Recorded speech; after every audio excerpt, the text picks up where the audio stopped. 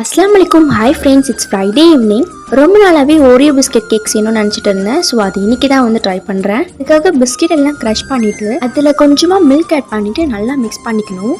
இன்னொரு பவுலில் ஏதாவது ஒரு ஃப்ளவர் எடுத்துக்கணும். அதில் கொஞ்சமாக பேக்கிங் பவுடர், கொஞ்சமாக வந்து கொக்கோ பவுடர் போட்டு மூணுத்தையும் நம்ம செஞ்சு வச்ச மிக்சரில் போட்டு நல்லா மிக்ஸ் பண்ணிக்கணும். கொஞ்சமாக மில்க் ஆட் பண்ணி நல்லா மிக்ஸ் பண்ணிக்கணும். இந்த கண்டென்சி வர வரைக்கும் நான் மிக்கி மவுஸ் மோல்டர் எடுத்திருக்கேன். அதில் கொஞ்சமாக பட்டர் ஆட் பண்ணிட்டு ஃபுல் சைடு அப்ளை பண்ணிட்டு அதில் வந்து எல்லாத்தையும் ஊற்றிட்டு லம்ஸ் இல்லாத மாதிரி ஜஸ்ட் ஷேக் பண்ணிக்கணும். அவனில் ஒரு 15 மினிட்ஸ் வச்சா போதும். அப்படி அவன் இல்லைன்னா குக்கரில் வைக்கலாம். அது ஒரு 20 to 20 மினிட்ஸ் இல்லைன்னா 30 மினிட்ஸில் ரெடி ஆகிடும். நான் 15 மினிட்ஸ் டைம் செட் பண்ணி க்ளோஸ் பண்ணிக்கிறேன். இப்போ பார்த்தீங்கன்னா ரெடி ஆகிடுச்சு. சூப்பராக soft and spongy Oreo biscuit cake வந்து ரெடி ஆகிடுச்சு.